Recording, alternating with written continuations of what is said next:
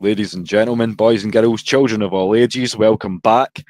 And good to see some comments right off the bat, which we will get to soon. But welcome, first off the bat, to episode 24 now of the Scottish Falcons show, flagship to the AFN International expansion. And if you don't know by now, as I say, we are the voice of all the fans here at AFN, so we're just flying the flag, bringing you the Saltire-inspired content. And keeping it Celtic, as our brother Floyd Donnelly would say. But before we get into any of the good stuff from the weekend, I'd like to introduce my co-host with the most, the original Scottish Falcon, Des Stevenson. And Des, big win at the weekend. That's a big scalp to take, the MPJ versus MVP, and you failed the test, Josh. Absolutely. I was thinking about this. I have to go back probably a decade. I mean, seriously, you're getting back to the 2016 season. The last time I felt like this after a game. You're always with the Minnesota game. It was it's JJ McCarthy. With the Washington game, it was Marcus Mariota, who effectively had a 90.2 passer QB rating, so effectively elite rating. So it wasn't as if he had a bad night. But this time we're up against the MVP, and the MVP who has made a lot, and I mean a lot of teams look bad. And this defense, what can I say? The defense stepped up. Josh Allen was seeing ghosts. I mean, effectively, you hear some of the statistics, and you hear that the last time he was pressured so much was like in 2021. So you hear a lot. You heard a lot of the stats on the game. It was worth my while, effectively staying up to 4:30 in the morning in Scotland, because I wanted, once the game had finished, I wanted to live the experience and watch all the interviews and watch the coaching interviews and effectively just take it all in. But 100%. As I say, it's the pitfalls of being a fan, especially in Europe. But as we always say, the boys are not afraid to put in the grind. And when you want to talk about grind, I'm going to put shout out some of these comments, as we like to do early on. So shout out to Smooth C. I would love a wee nip, given that I'm a wee bit under the weather. The jig, not so much. Maybe a wee Highland fling for you. But I'm no Highlander. I'm a Ouija, a Glaswegian. So, what's up, Falcons family? Good to see you, Stephanie, down in the chat as well. Miss Sonia, as always. My brother, Floyd Donnelly, just shouted you out there. On to the 40 winers, as you say. It's going to be a big game, the battle in the Bay. So we're looking forward to that. 40 winers. Yeah, I like that. Fantastic. That makes a difference. I seen a meme just after the game last night, and it was a photo of it was either a cigar or a blunt, but at the lip tip it was the Buffalo Bills logo. So it's basically like we smoked the Bills, and I commented, it's a little bitter to the taste, but but no, as I say, like the defense played out of its mind. That offense is finally clicking too, and as we'll go on into a little bit more stats in a little bit, but the number one statistical defense in the entire league, the number two statistical offense in the entire league, a career night from Bijan, not to mention the fact that between them, Robinson and London are the only pair in NFL history to, in two separate games, both go for over 150 yards from scrimmage. And from the mic'd up session, I wanted to throw in, you hear Michael Penix Jr. on one of his runs say, "This dude is a create your own character, 99 overall." Game. He's literally saying, he says that Bijan, he's playing Madden. It literally, I mean, I think that was the run where he went round about five players, and the defense, the Buffalo Bills, who are classed as one of the best defense, they just didn't know how to deal with him. I had said, obviously, somebody had commented in our show last Saturday about preparing for Bijan Robinson, and my words were, the only way you can prepare for Bijan Robinson is having some extra mustard on your hot dogs, because there is no way to prepare for that man. I mean, just how good is this guy? Is he the best? Is he the best player in the NFL just now? Yeah, I would say so. You tell me. I would probably say that if you're looking at the quarterbacks, effectively Baker Mayfield, you could say is up there. He's doing really well, but as a game changer, Bijan Robinson is just he's just a different maker. I mean, when the first play happened and he fumbled the ball, I thought to myself, oh my God, this just isn't going to be our night. But as he says, he's got a lot of faith. He's got faith in God, and he wears that on his sleeve. And he says after his interview, he just said to God, God, just let me get through this next one. And 100%. That there was somebody looking down on him, because that was, I mean, record-breaking game for Bijan Robinson.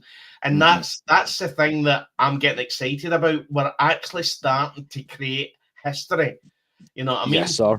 And that's what I was going to say as well. Like, while we're on the subject of God, I do want to take a wee aside.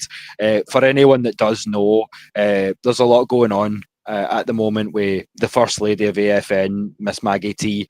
So Des and I just want to throw it out now that we're sending love across the Atlantic, and throwing our prayers up. So if you all can keep Maggie and the Thornton family in your prayers, she'll be back real soon. You know our sister's a trooper. But we just wanted to say that.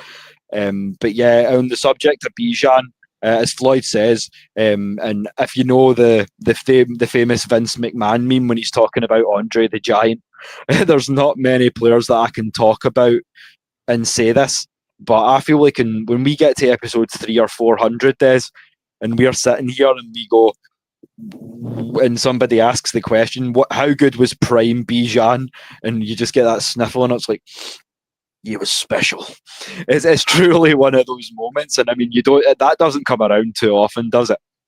No, but again, the issue we had, we had somebody special in Julio. Julio Jones was a special player, but most of his years were wasted by terrible defense. We had good offense. Him and Matt Ryan were literally, they were phenomenal together. And it was wasted by average and incompetent defense. Terrible pass rush. You know, I mean, you look back, the last double digits player was in 2016, which was, I think, was Vic Beasley. Yep. You know what I mean? So, right. So effectively, Matt Ryan and Julio Jones never ever got the defense that they needed. And I remember saying before the season started, all we need is average, just an average defense. Well, Jeff Ulbrich has watched the show and thought, do you know what? I'll take average and I'll up to being the best defense in the NFL. The thing that I love as well is that he's bringing in players and he's using players that were brought in before he was here, like Rook Arororo. He's got the number one pressure rate in the NFL at 15.5%, and there's times where he's getting double teamed. You know what I mean? You look at Walker was phenomenal. Jalen Walker was phenomenal against the Bills. James Pierce Jr. was phenomenal against the Bills. Effectively, there was parts where James Cook was getting through, and effectively the run defense wasn't as good. But effectively, when you're coming up against the MVP and an offense that I think was top 2 before they come up against us, and we hold them to 14 points. That's historic numbers. That is literally a defensive coach saying, and this is what I've always been wanting our coaches to say, this is a defensive coach saying, I don't care who you've got over there. We've got these players and we're going to do what we want to do. And yous are going to have, there's nothing yous can do about it. 100%. And when you talk about history, that's one more piece of history for Bijan Robinson. He is now number 2 in franchise history in a rushing touchdown distance. He is only beaten by an 84-yard run from Warwick Dunn, but that is the second longest touchdown run in Falcons franchise history. So there you go. Crazy. And to be honest, if you look at it, I mean, we've got the number 1 overall defense. We've got the number overall offense, and number 2 overall offense. And when you actually look at it, in the third quarter, the offense effectively was starting again. They were playing really well, but even Michael Penix Jr. has come out and said we're not as good as what we could be. And you just think when they start to turn it on, I mean, yeah, you don't want to get too excited, but when you come, I mean, nobody in the right mind was telling anybody that the Falcons were going to beat the Bills. Nobody in the right mind was saying that. And historically, we've been let down so much with this roller coaster of being a Falcons fan. But we've then got the 49ers. And again, if we can go in to San Francisco and beat the 49ers, and we've effectively beat 2 of the main, the Minnesota Vikings, who were championship, NFC, wasn't it? NFC championship team? Yes, sir. The Buffalo Bills, who were AFC championship team, and the San Francisco 49ers, who effectively are going to the Super Bowl every couple of years.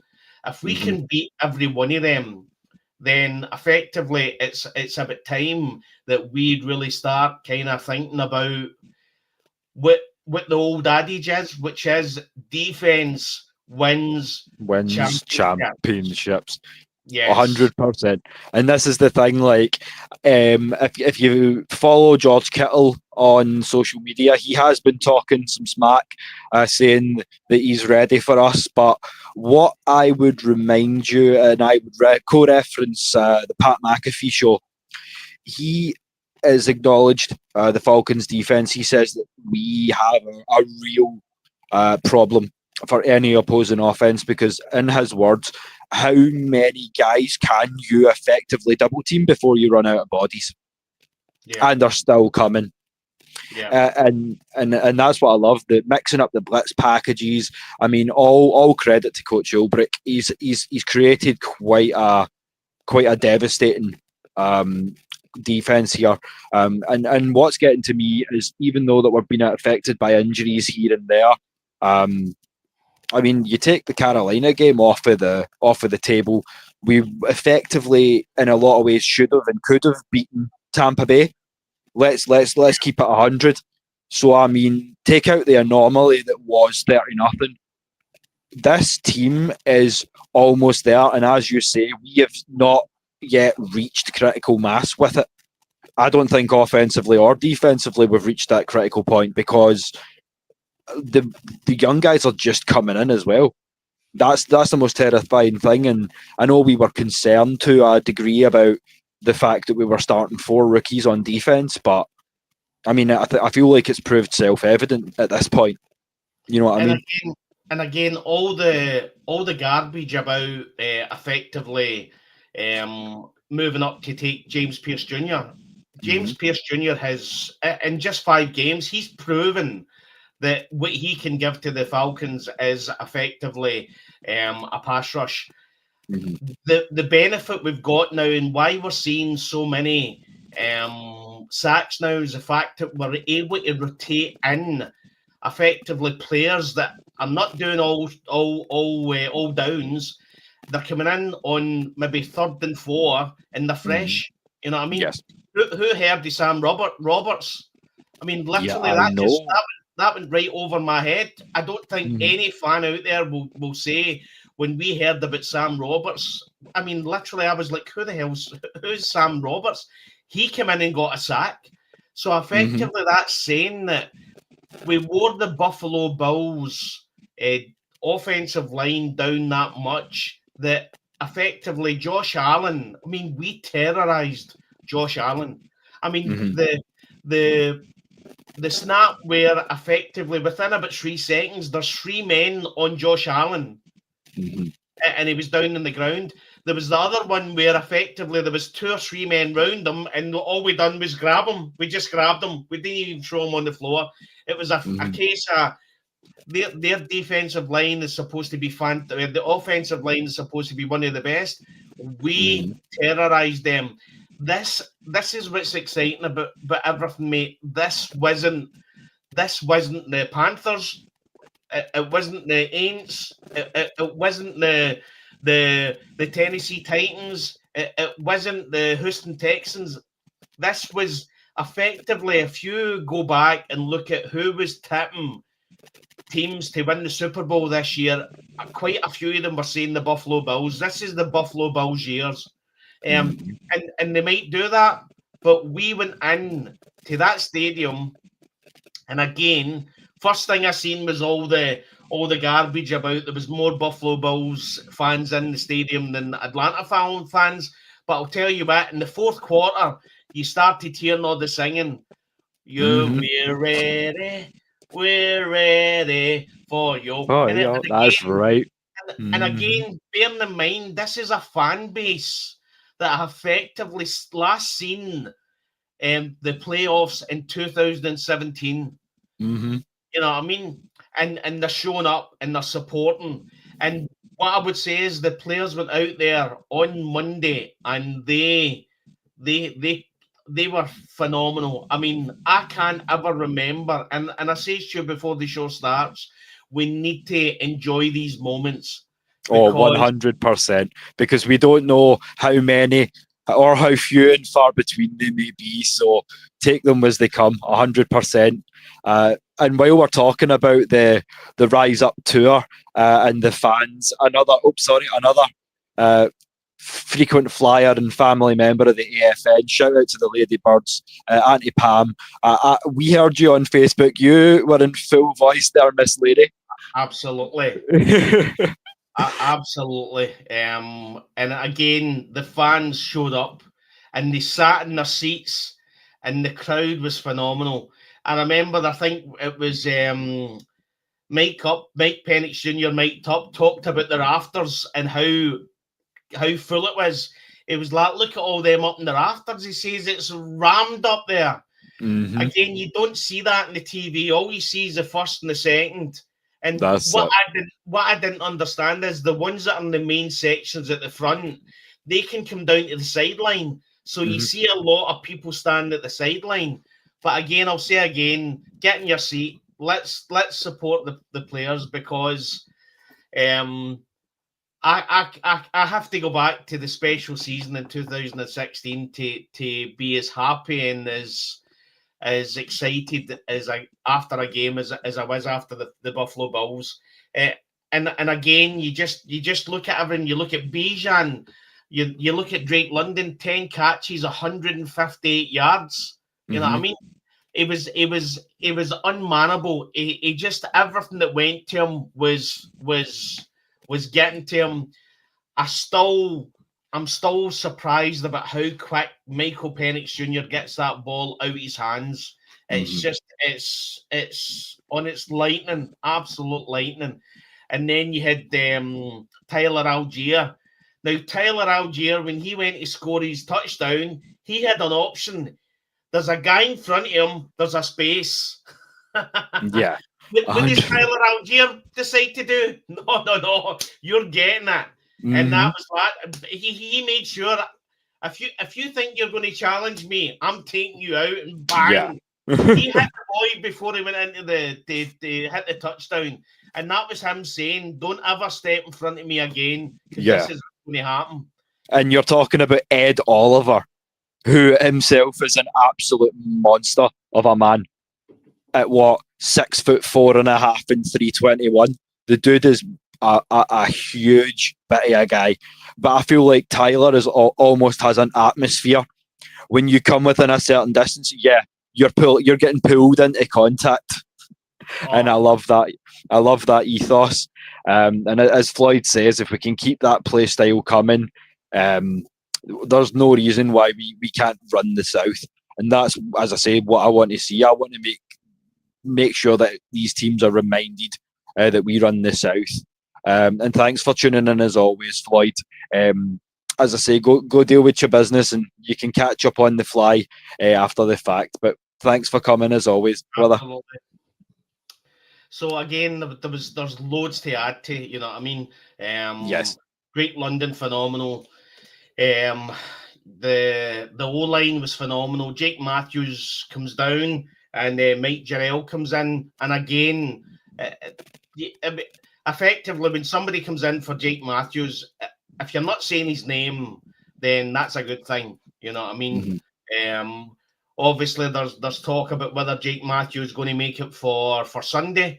The guy's got an 180 game stretch to protect. Unless that guy's ankle is broken, I guarantee you, Jake Matthews is going to be in that offensive line come Sunday. He will not miss it. Effectively, they're saying that it's day-to-day. Day-to-day means there's a possibility that Jake Matthews is going to make it. He's going to make it. You know what I mean? It's like I've seen players with that mentality playing in Scotland as well. Like, there are people who will let an injury heal, or there's people that will go, nah, ibuprofen, hot and cold spray, and a hell of a lot of tape, and let's go. And that's what I love about Jake Matthews. Lead from the front. And that was something that, as I say, we have finally shown what this defense can do against a solid offensive line. Because one parallel that I've always drawn between the AFC East and the NFC East is they come out with big, solid, well-disciplined offensive lines in a lot of cases.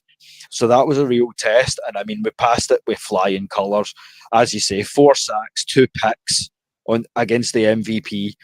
You can't really ask for more than that, especially when you see some of the offensive play around the league. Not naming any names, Houston. But yeah, like, I'm glad of the units that we've got offensively. And shout out to Michael Jarrell as well. As I say, he came over from the Seahawks having faced 208 snaps, 203 of those as a right tackle. So stepping in at left, where he's only had minimal experience and putting up that sort of game, like, I'm glad that we picked him up in that case, because, as I say, as Jake's getting older, I know the consistency's there. I know he's like effectively one of the captains as well, whether he's got the badge or not. But as I say, it's always great to have depth, and that's another beauty to this team. The injuries have hampered us, but they've not stopped us. And that's been something that's great to see as well.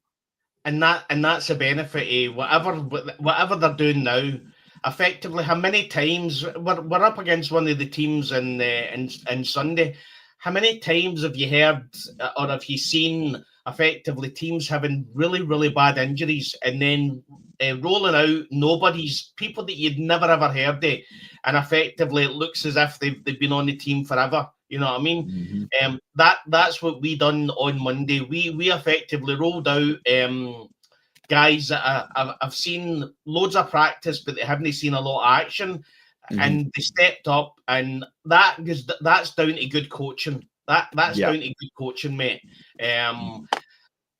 Again, you've got your issues. I think the time management again at the end of the first half. With Raheem Morris was a bit questionable. If he'd have called a timeout and saved 20 seconds, we could have got another touchdown after Great London was ruled out. But again, that's we just need to look past that. But although it was 24-14, well, we left probably 13 points on the field. You know what I mean? We had At the very least, we left 10 out there. absolutely. No, of course, but then again, let's talk about kicking, and we'll do that. What's good with you, Jay Black? And you know what? That's a tagline that I may well run with. I'd never really thought about it, but being Will the Thrill Waddle, T-Wad, I like it. I like it. As I say, the do-rags are in the mail, so no, I've already been threatened. I'm going to get there, and they're going to try and braid my hair. So that being what that is, I don't know. I'm all about embracing the culture, as I've said before. But yeah, but no, let's talk about kicking. I mean, I've not had a look at the free agency in a minute outside of the wide receiver position, which we can talk about also. But the kicking's not there. It hasn't been all season. So I mean, are you taking another look at old Lenny the Leg?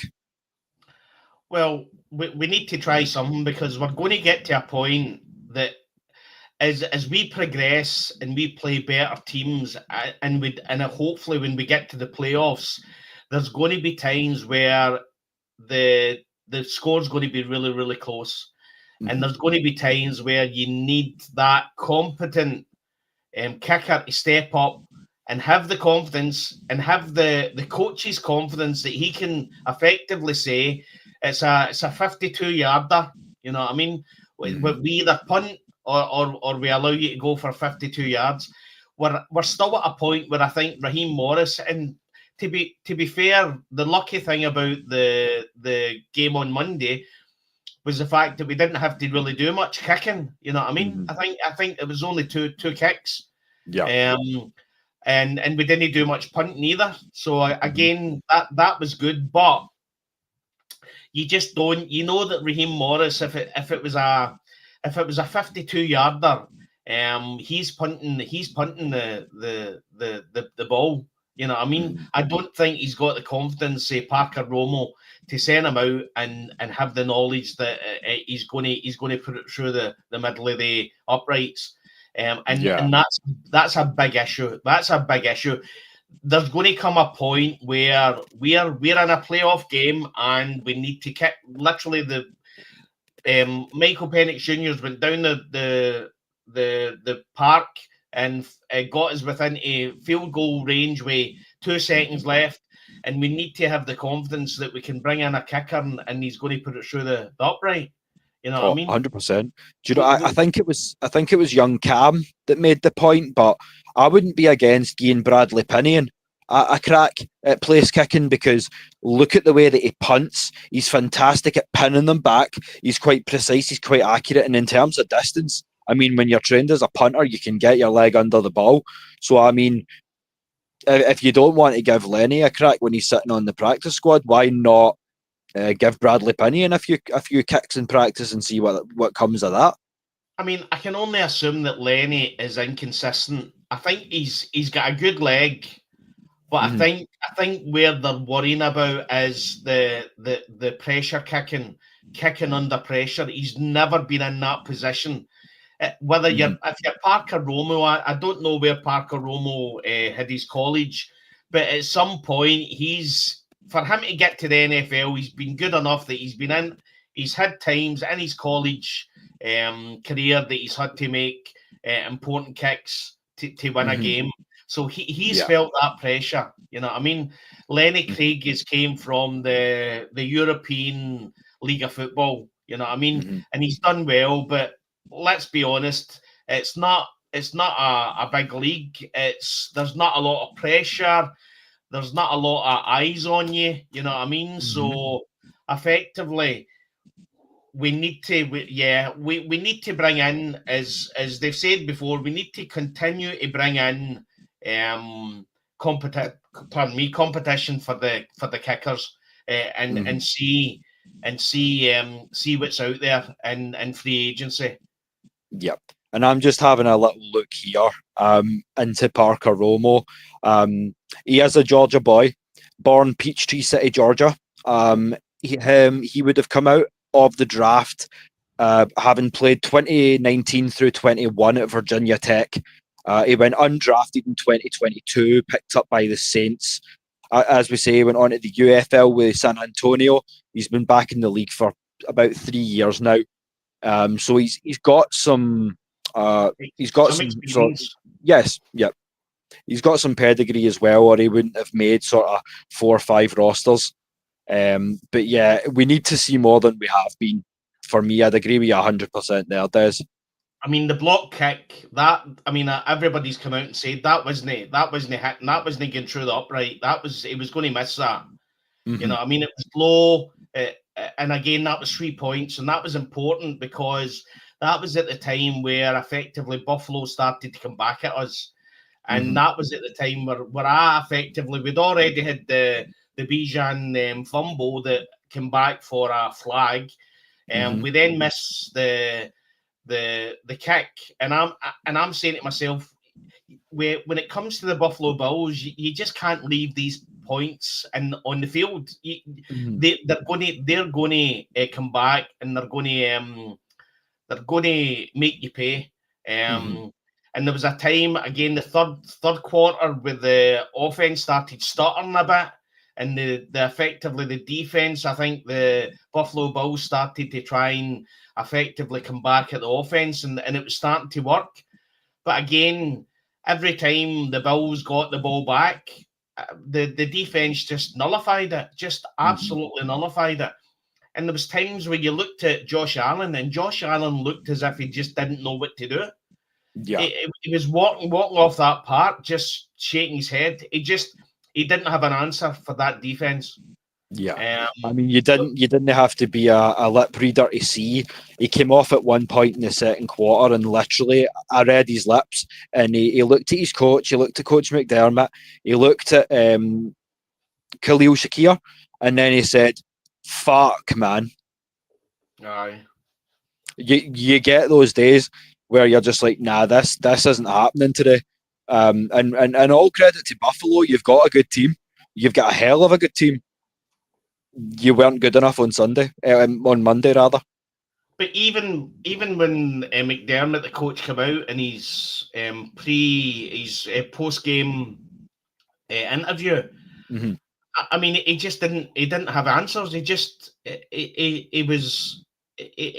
looked stunned.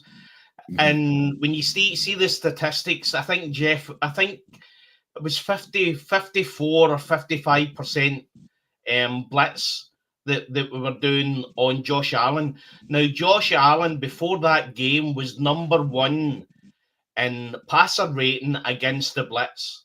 And effectively, Jeff Ulbrich and the rest of the coaching staff have looked at the games and effectively said, we can see weaknesses, and we know where we can take advantage of that. And that, I mean, it was the best. I mean, it was dominance. It was dominance. We literally dominated that Buffalo Bills offense, and I'm still coming to terms with what I seen. I'm just not used to an Atlanta Falcons defense doing that to not the Carolina Panthers.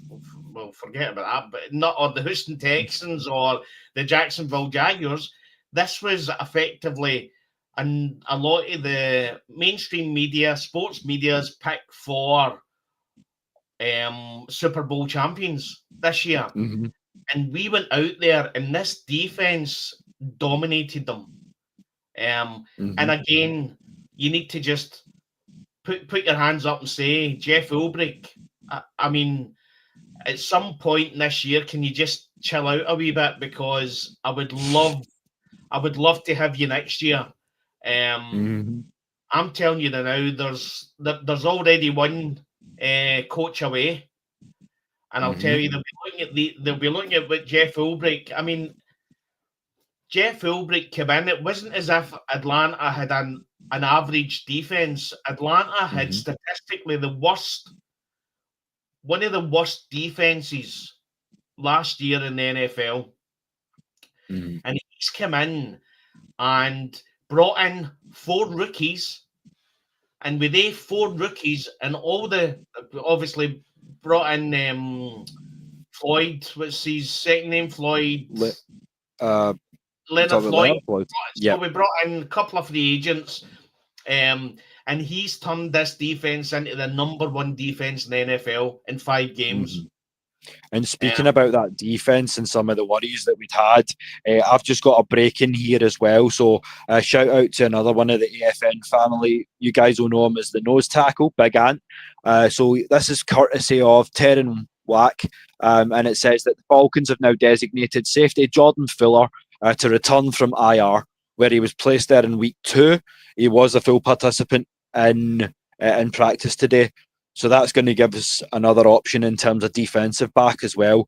If Xavier Watts is still struggling, if Billy Bowman's still struggling. It would be good to hear some non-Storm Norton as well. Yeah, it has been a minute on that. And I mean, he would essentially be that backup left tackle, wouldn't he? Yeah, it would be, yeah. So, but I honestly don't see Jake Matthews not playing this week, you know what I mean? Yeah. But, I mean, yeah, it's, as I say, when we spoke last Saturday, I kind of just assumed that it was going to be, we were going to play well, but we're going to lose. I mean, against Buffalo Bills. But, I mean, this defense is just, it's beautiful to watch. I mean, and again, it's rotational. So it's different guys all the time. And Jeff Ulbrich has got, I mean, these guys are running through walls for this man. Yeah, you know 100%. And shout out to Roadmaster. Thank you for joining us. And I think that statement was poorly timed, because that kind of didn't go too well for you guys, did it? But then again, as I said earlier in the show, shout out to Buffalo. I mean, you guys have got a solid team. So I am not against playing you boys again in February. I'll throw it out there now. If we see y'all down the road, I think it's going to be fun. Well, let's hope when they go to San Francisco on Sunday, they book the hotel for February. Let's do it. I mean, mate, what I would say is that effectively, it's not the first time we've had effectively a rookie quarterback with a team that's got a dominant defense take the team to the Super Bowl and win the Super Bowl. You know what I mean? Yeah. Effectively, as it's always said, and I've always challenged it when I've heard it saying about defenses win championships. But it's true. You know what I mean? You imagine just for a second, and I'm trying to really just get the juices flowing. You imagine that was the Atlanta Falcons and the Buffalo Bills in the Super Bowl. And effectively that's what we've just done against the MVP. You know what I mean? This ain't an ordinary quarterback. This is Josh Allen. You know what I mean? And effectively, when you look at the defense and you look at how young the defense is as well, you think to yourself, these players are just going to get better and better and better. And it's, I mean, when you look at that draft now, that it statistically must be the best draft that the Atlanta Falcons have ever had in the history of the franchise. In just a short span of 5 games, you can see, obviously, Billy Bowman wasn't playing on Monday. But Xavier Watts, again, shout out to D. Alford. D. Alford is statistically is one of the top cornerbacks in the NFL. So again, D. Alford had the interception, which was again phenomenal.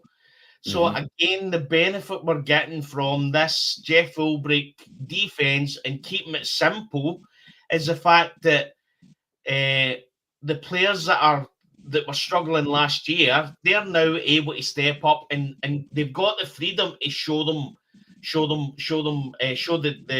everybody what they can do.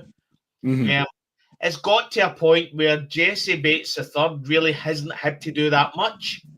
And he's left it to everybody else. AJ Terrell came back. He had a phenomenal game. You know what I mean? when you talk about the MVP quarterback, the MVP of the league, and we keep him at 14 points in a game. That is, I can't say enough how phenomenal that is. Oh, 100%. It's just been crazy to see. Oh, sorry, on you go, Des. Yeah, but we have to keep it going. I remember seeing an interview with Bijan Robinson, and he said, "This can't be enough for us. This is we can't be in a position where we done that against the Minnesota Vikings, where we thought we'd won the Super Bowl after beating them, and then went in against the Panthers and effectively laid an egg. You know what I mean?" It's one thing we don't want to see. I agree. We need consistency, not complacency. And then that's going to be, especially if we can stay healthy down the stretch. Because as I say, that was one thing that's been bugging me, and I've made no secret of that going into the season, was the fact that our bye is been and gone now, and we've got to run the gauntlet. As I say, we've still got 4 divisional games left to play. We'll delete the anomaly that was the Carolina game, because I feel like the way we felt after Carolina is how Buffalo feels now. 100%. Like I don't feel like. I feel like we switched off against Carolina because, as you say, we beat Minnesota and we went, nah, we're a contender, and we almost coasted. There was no excuse for it. So I'm not going to make one. Fair play to Carolina. The Panthers have showed that they're not a bad team. No, like people are saying, it's going to be a 3-horse race now for the South. And effectively, the NFC South isn't the dumpster fire that everybody says it was. You know what I mean? I mean, we've got the Aints. The Aints are a dumpster fire, and I'm all there for it. I mean, I can watch Spencer rattled, getting rattled every day. I mean, it's enjoyable to watch. But effectively, what I would say is that consistency when it comes to a Super Bowl team, and you look back, every Super Bowl team has a bad game. Yeah. And to be honest, I think we'll look back on this at the end of the season and say that Carolina Panthers effectively done us a service, because effectively they moved on from Ike Elliott, the wide receiver coach. Yep. They then brought Zach Robinson down to the field and have him on the sideline.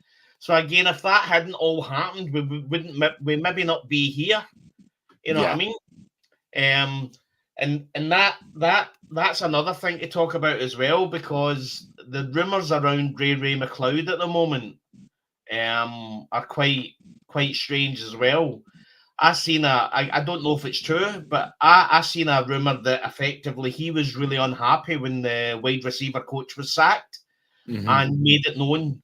And that's why, because effectively Raheem Morris came out and said, because it looked so strange on Monday, because we were down Darnell Mooney, so for him to then effectively leave Ray McLeod and have him as an inactive, there was questions asked why. I mean, I remember seeing it and thinking, why is he went without Ray McLeod? It just didn't make any sense. Obviously, Darnell Drake London stepped up and had a night. You know what I mean? But you then hear that effectively Raheem Morris has come out and said it was a coaching decision that Ray McLeod was inactive. And I'm hearing today that seemingly he's not at practice, and he's not practicing either.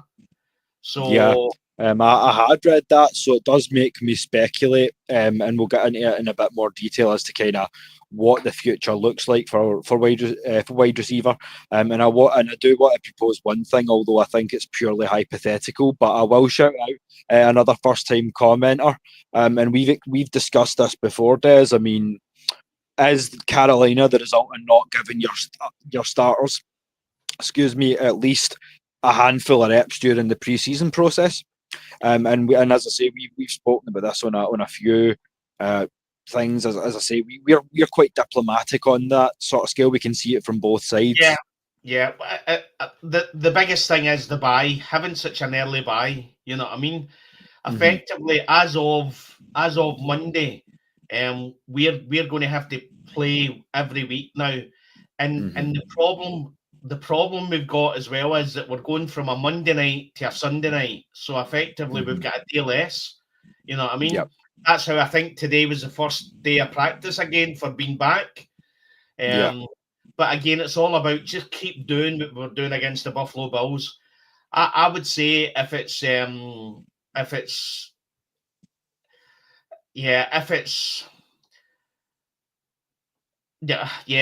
just think the Carolina Panthers game was just an anomaly. I just think it was just a bad game, a game that had to happen.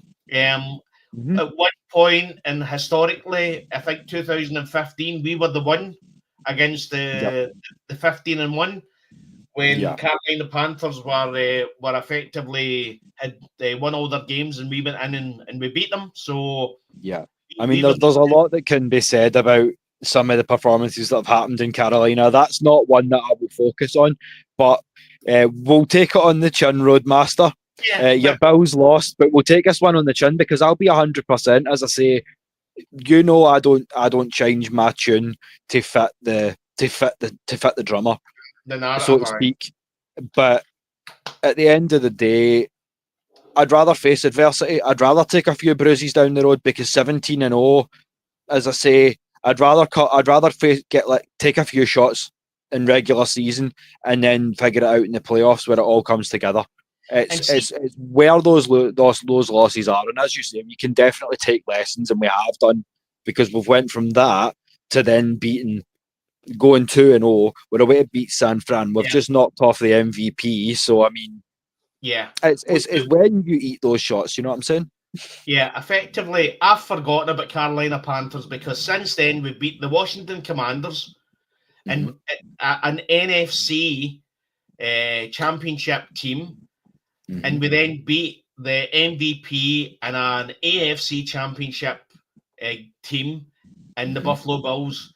And statistically, in the last two games on prime time, we've had 10 sacks, 17 quarterback hits, 13 passes defended, 2 forced fumbles, and 4 interceptions.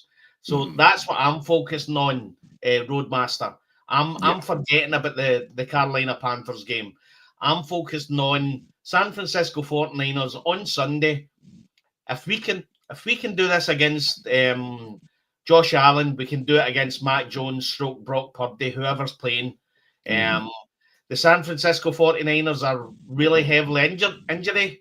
A lot of injuries going on. So effectively, if we go out there, and again, everybody said it before the season starts, if you're playing the Minnesota Vikings, the Buffalo Bills, and the San Francisco 49ers, effectively, if you can go 1-2, you're doing well. We went 2-0. So even if we lay an egg against the San Francisco 49ers, which I don't want them to do, we're 2-1. Yeah. You know what I mean? And what I would say as well is this game seems to, for a lot of people, have some serious ramifications as it pertains to our playoff likelihood. It says if we win in the Bay, our likelihood of playoff football is 71%.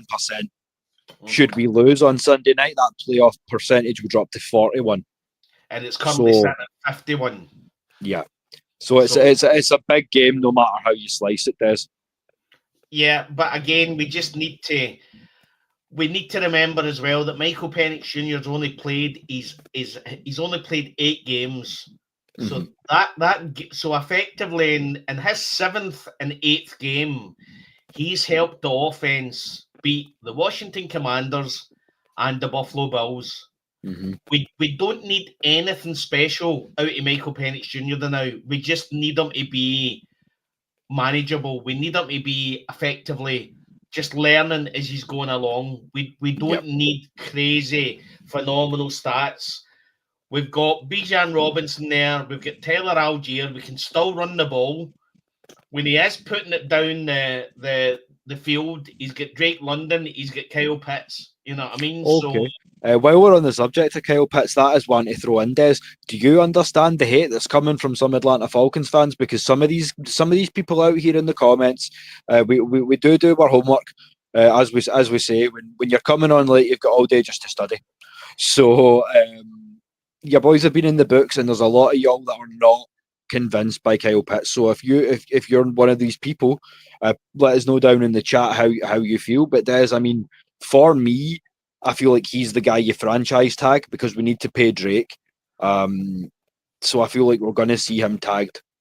But at the end of the day, he's not fully emerged into the player I feel like he could be, but it's definitely trending in that direction. Wouldn't you agree?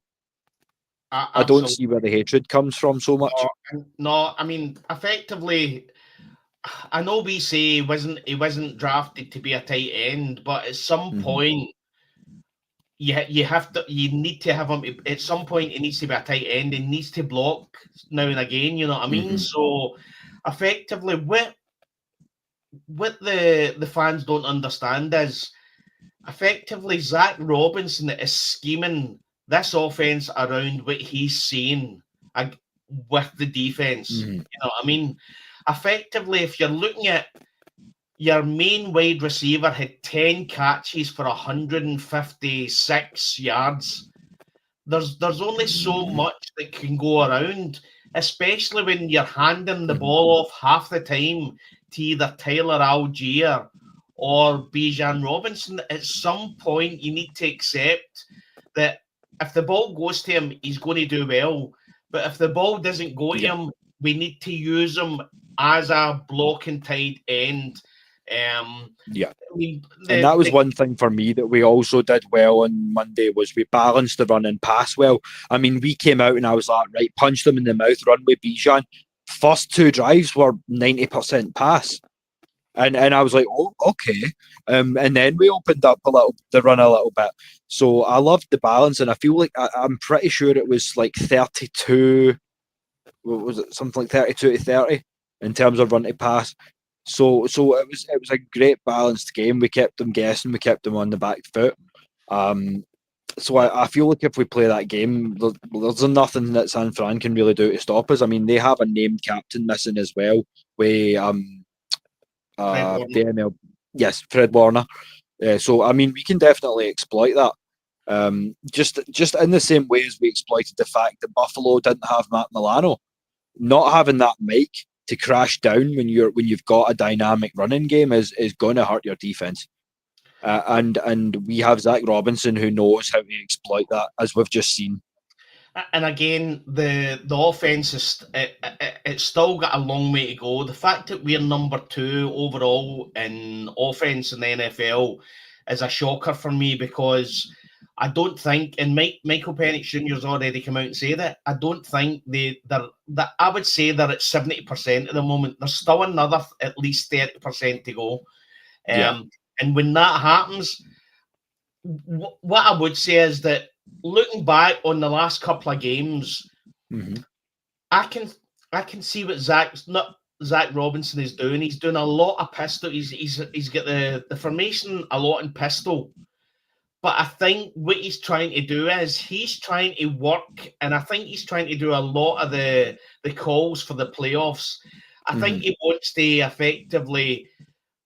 I think he knows that he's got a good enough offense and defense to get us to the playoffs, and he's trying to be as vanilla as possible with what he's showing the other coaches, so that when he gets into the playoffs, he can then bring out the big guns. That's what I feel a lot of the time. But he seems to have, and again, this is on Raheem Morris as well, they seem to have a more balanced offense. The fact that 81-yard touchdown run from Bijan was down to the fact that Casey Washington actually blocked one of the guys to allow Bijan to get around that guy. So Casey Washington, a wide receiver, is effectively blocking players. So this is, and what I would say is, see statistically, if you look at all the main player statistics, you don't, apart from some of the defenders, you don't see a lot of the Atlanta Falcons players up there in the top 10. It's down to the fact that this is effectively really is a team game. Yeah. Raheem Morris is saying to these guys, we believe in you. We think you've got a special team. We think it's a special team and we think you can go all the way.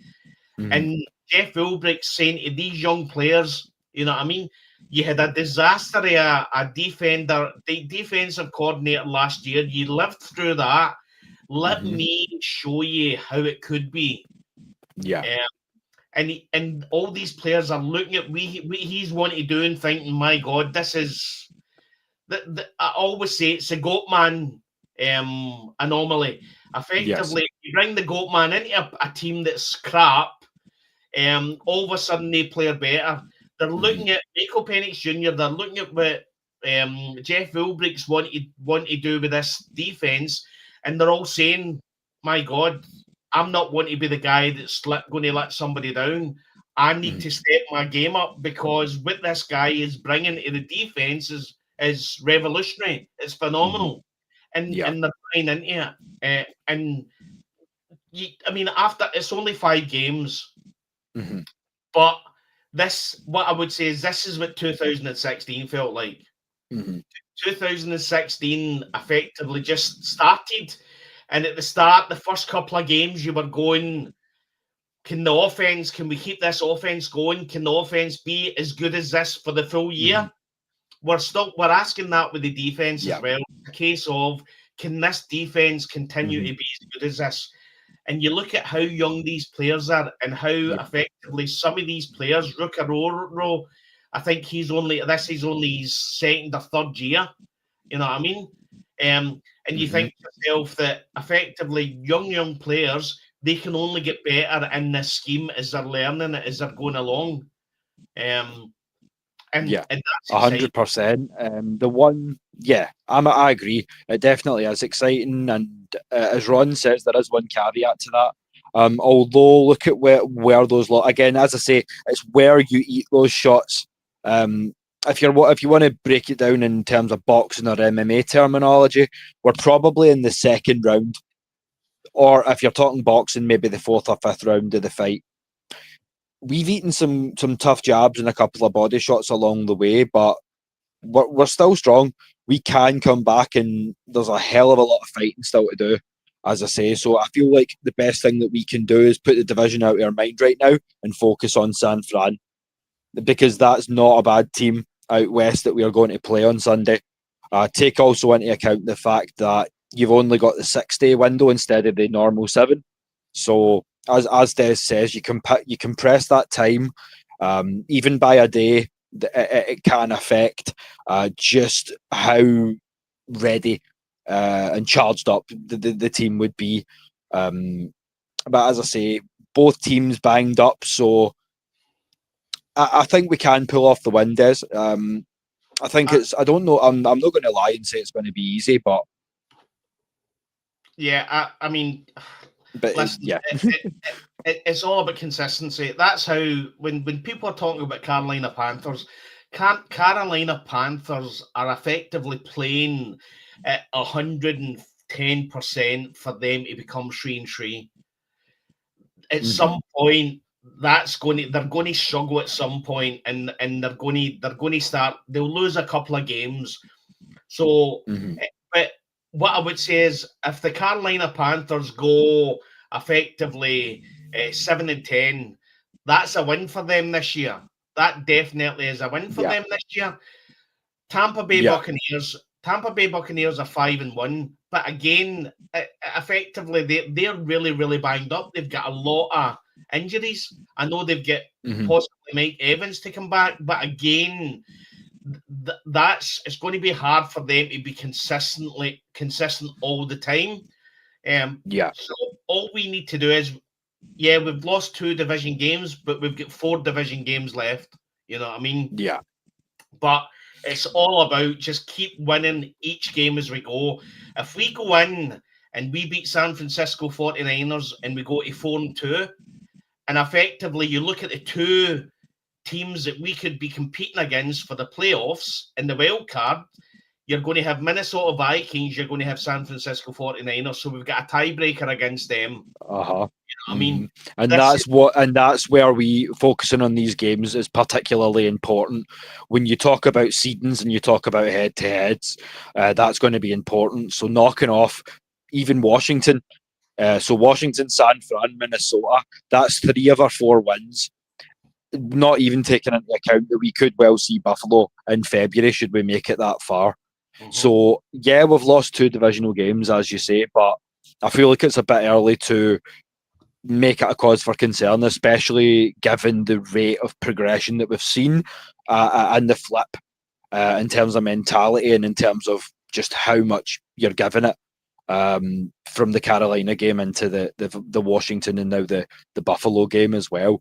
So as I say, if we can be consistent and carry that on, Des, that would be sort of the ideal situation for me. But that's yeah, what we as I say, we need to get away from this roller coaster ride that has been the Atlanta Falcons team. You know what I mean? You're listening to some people on X and on some podcasts effectively still question, after beating the Buffalo Bills, we're still questioning how it's going to go against the San Francisco 49ers because we effectively we don't know how consistent this team can be. But if you're looking at what they've done against the Buffalo Bills, if I'm looking at the 2 games together and saying the Buffalo Bills and the San Francisco 49ers, what is going to be the hardest game to win? You're saying the Buffalo Bills. Absolutely the Buffalo Bills.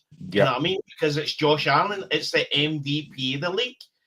So if we can beat the Buffalo Bills, there's no reason why we can't beat the San Francisco 49ers, especially with the fact that they've got Fred Warner out. They've got Nick Bosa is out as well. You know what I mean? All we need is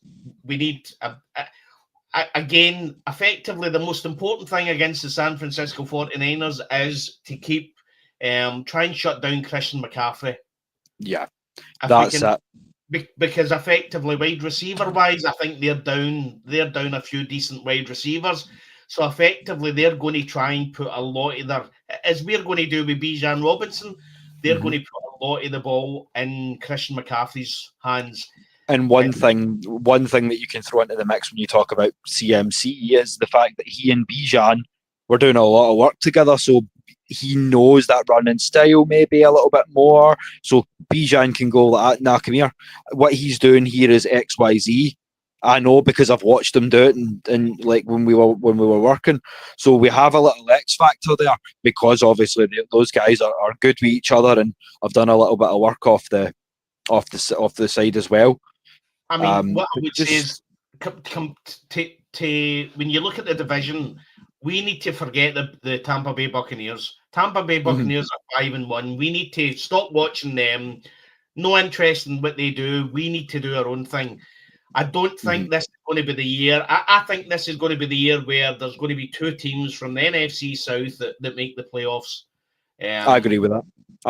Because I think Tampa's looking real nice right now. They're playing some really good football. All credit to them. So it could well be just who's going 1, who's going 2. But I mean, looking around the NFC, I don't think there's another division where they can rack a second place up that's as good as the 1-2 we would send from the South. Just off the top of my head. But if you look at the NFC as well, you know what I mean? The San Francisco 49ers are injury ravaged. The Tampa Bay Buccaneers are injury ravaged. The Eagles look out of sorts. You know what I mean? We beat the Minnesota Vikings. So effectively you know what I mean? Seems to be a little change in the guard.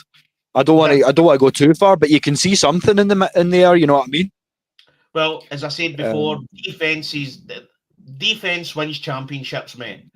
And if this is the way our defense looks, all we need it's effectively when 180. All we need is the offense to be average. And if the offense can be average, then we effectively can get to the playoffs. That's what we've been saying, kind of going into the game, and obviously to echo what Ron's saying as well, looking into the next 3 games, 49ers, then the Patriots, and then the Colts in Germany, of course. So all 3 of those are caliber teams. So it's going to be interesting to see if we can win 1 or 2 or even 3 of those But I mean, look at what we've just done to Buffalo. So I feel like if we can get the win in San Fran and get the ball rolling, I don't fear a lot of what New England brings, but I will be looking forward to that game in Germany. That's going to be a big one. So I feel like the next 3 to 4 weeks, there's no point, and we don't have a division game in the next 3 or 4 weeks. So I feel like there's no really much point to go back to your point earlier, Ron, of focusing on it. I feel like if you say, and as we agree, and I'm sure you agree looking at the names there too, 49ers, Patriots, Colts is a decent sized ask, Des. So I mean, if we can come out of that 3-0, then we're really looking at this is a playoff caliber, possibly a Super Bowl winner that we've got here, don't you think? See, to be honest, I worry more about the Miami Dolphins. That because effectively we're in this upside down world of the Atlanta Falcons. Yeah. That effectively will lay an egg against the Miami Dolphins. I mean, after 5 games, I mean it looks phenomenal. We beat the Minnesota Vikings and we beat the Buffalo Bills. You know what I mean? One thing I will throw into the mix, though, you mentioned Miami. I'm going to say this is purely hypothetical, but I've seen some people teasing a trade for Jalen Waddle. And as much as I love my little brother over in Miami, we can't afford him. We ain't got Jalen Waddle money. There's no chance. Yeah, 26 million guaranteed next year, mate. It's just not happening. See, to be honest, see if you're looking at wide receivers, I would look at somebody like Traylon Burks. See the number one former Titan. Yeah. Titan, you know what I mean? Bring him in. Yeah. Sometimes you find with a lot of players, and again, I've heard Calvin Ridley as well, and I felt at some point, once Julio had went away and Calvin Ridley had that wide receiver one on his back in Atlanta, it was too heavy for him at some point. Yeah. It just felt it didn't wear well with him. And sometimes with some of these young players, bringing them in and having them as wide receiver 2 or wide receiver 3 is beneficial for them. It means that they're not under pressure game in, game out to always do the main thing. Drake London has shown that he's wide receiver 1, and at some point we can look at some of these young players, and I think Traylon Burks, bring him in, try him out, see what he's got. I mean, it's only, I mean, he was, I think he was drafted just after Drake London. He was drafted in the same draft as Drake London. So effectively, he's always going to be number 2 to Drake London, but have him officially number 2. We don't know what's happening with Darnell Mooney. When we have seen him on the park, he's been average. You know what I mean? Ray McLeod was dropping passes. So again, whatever's getting said, whether there's issues and he's looking for a new contract, and we're not coming along with the money and things like that. Whatever's happening there, we're not seeing the best of Ray McLeod. You know what I mean? And if you want to just talk measurables, I mean, Traylon Burks is another 6'4" guy. Absolutely.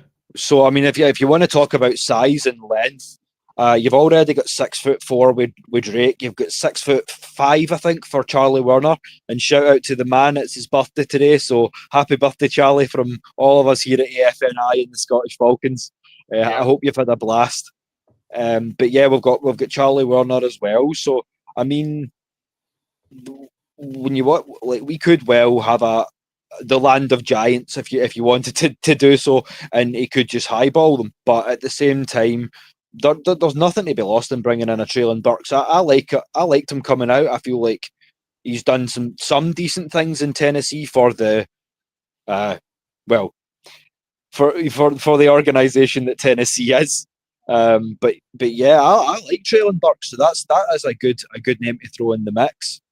And speaking about throwing new names in the mix, just before we do kind of continue a little bit, we would remind you all that we're always looking for new members as well to join the Kilted Revolution, as we've come to call it. So, as I say, you'll get me at willthethrilLAFN@gmail.com. You can also email Atlanta Falcons Nation LLC @gmail.com for any inquiries, showtimes, things like that, because as I say, we might be 5 hours ahead and half a world away. but we are here because we love to be. We are here because we want to be. And if you want to be here with us, we'd be thrilled to have you. So, as I say, we'll drop the socials nearer the end of the show. But Des, before we close out, before we do the Q&A and things like that, is there any sort of final little points you want to bring up before we really get into the nitty gritty on Saturday with the family?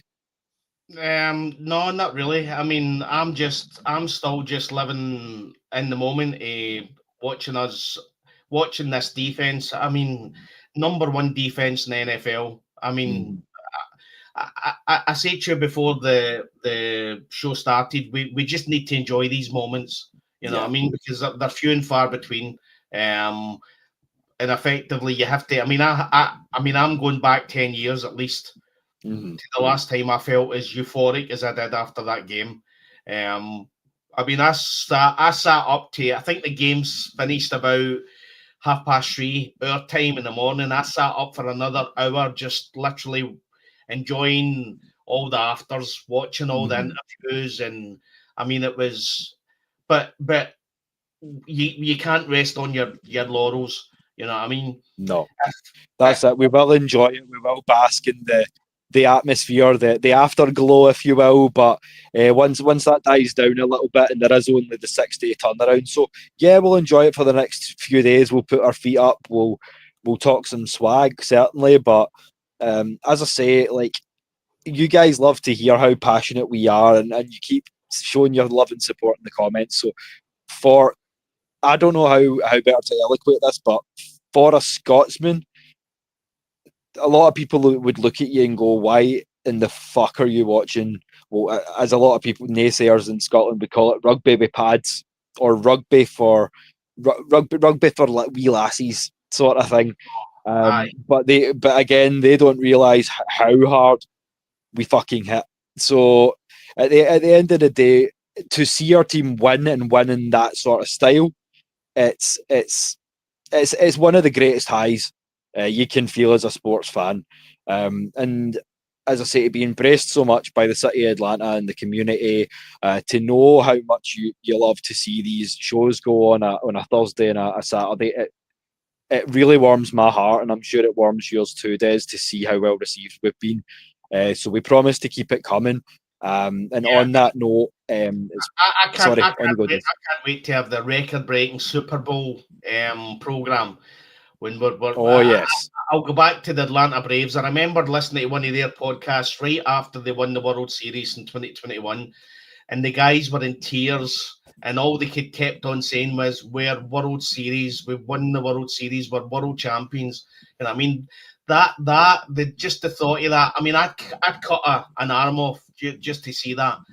But what I would say is, we have to, at some point, we need to get excited and not effectively lie back and just assume that it's going to be the same old Falcons. You know what I mean? We need to just assume that what we've seen for the defense against the Buffalo Bills is the defense we're going to see all season. And we just need to accept that Michael Penix Jr. has only played his 8th game, and effectively he's not losing as a game. You know what I mean? Which is what you want from effectively a rookie quarterback. Just enjoy the moment and just hope that effectively it's the same as what we've seen against the Buffalo Bills, against the San Francisco 49ers. But 100%. As Ron says, the last as Ron says, the last draft was what we needed. It's a new era in Atlanta, and the Scottish Falcons are here for it. As I say, we hope you'll join us for the ride. It's been so amazing to see, as I say, around 30 of you tonight tuning in. Your comments, as I say, keep us going, keep the flow just of the show so good, giving us the chance to do what we love to do, and a special wee appearance from Pixie to say hello to everyone. And what I would say, well, is at no point, no matter how bad this team plays, we ain't quitting the podcast like some Carolina Panthers podcasts. That's it. We ain't quitting on this team. We'll never quit on this team. No. And as we've said before, we will give you the real facts, the real tea, the real spill And on that note, as I say, I've also got the solo short form content where I'm going to be going into the whole NFL, a little bit of college football, a little bit of wrestling. So stay tuned for that. We're going to get up and running very, very soon. So if you don't follow my solo channel, just on the YouTube, search Will the Thrill Waddle. You'll get at me because I'll be starting soon with the real spill with Will the Thrill. So keep your eyes peeled for that as well. As I say, I just want to get on here and talk sports. It's what I love to do, and it's what you guys come here to see. So before we do close up, as I say, we do have a wee sort of Q&A section. So if anyone has any last minute questions, then we're happy to field them. As I say, before we close out for the night. So if anyone's got anything, then now's the time. And what I would say as well is, again, the main sports media was shouting about how we shouldn't have went up in the draft for James Pearce Jr. By God, that looks an amazing decision now. You know what I mean? And we effectively got Xavier Watts from the Rams in the third round for that. You know what I mean? So then you look at what some of the pass rush that we took in the draft before, Rukarororo. Again, I remember when we moved up in the draft for that, and a lot of people were questioning it because, again, we moved up, I think, about 10 places to grab him. You know what I mean? Again, give Terry his due. He's built a team. You know what I mean? He has built a team. And that's the thing. Sometimes you have to step back because the Falcons have a history of moving up for players. We done it for Julio. We double dipped for Lindstrom and McGarry. So the Falcons have a history of this. So all I would say is I hate to go back to an old vernacular that never was too popular in some spots in Atlanta, but we had to let Terry cook. And now that we see the recipe coming to fruition, I mean, I want some more of that. How about you? Absolutely. And again, effectively, we lost our first place, our draft for next year, first round draft for next year. But effectively, all we've done is brought it forward. Yes. And if you're telling me that us now being number one defense in the NFL isn't worth moving up to take James Pearce Jr., then there's something wrong with you. You know what I mean? So effectively, as one of the messages said, that was the draft that we needed. What I would say as well is, what was the unusual thing about this draft that was different to any other draft? And that was the fact that Rich McKay wasn't hanging over Terry Fontenot's back. Effectively, he's moved on to football. He's dealing with the Atlanta United team now. So effectively, when Terry Fontenot had the chance to draft the players that he wanted, this is what he does. So whether you believe in him or not, what he's gave us team-wise in the last 5 years is now coming to fruition. And this is what we're seeing, and that's what we see against the Buffalo Bills. And to be honest, if this offense turns itself on the way it could be as well, when Michael Penix Jr. gets to a point where he's starting to learn all what he's seen in the defense, that on Monday could have been an embarrassment for the Bills because we could have put up more points. Oh, yeah. 100%. As you say, we left 10 to 13 points out there that we could well have got if we just, as you say, manage the clock a little bit better, which is something that has been a little bit inconsistent. I feel like we could work on is our clock management as well. But all we would say in closing, as I say, is that we are happy with the situation right now. We are incredibly thrilled by the number one D, the number 2O. There's a lot of big things that we want to get into with the rest of the AFNI family. So join us on Saturday. We may even have a special return because as you know, we have the professor, Noah Tyndale, however you prefer to know him, and he'll be trying his best to rejoin us. We'll also have Manuel, and hopefully our game correspondent Lamarcus will be joining us too. So we would be thrilled if you guys were in the building for that as well. But in closing, as always, the shows always come. as I say, well prepared from Scotland with love. And we just hope that you guys are all doing well and that you enjoyed the show. And if so, you know where to find us if you want to join us for a chat. But until then, always remember, the Scottish Falcons, we love our ATL. And remember also that pain is international, but so is passion. Catch you next time. Thanks, guys. Bye.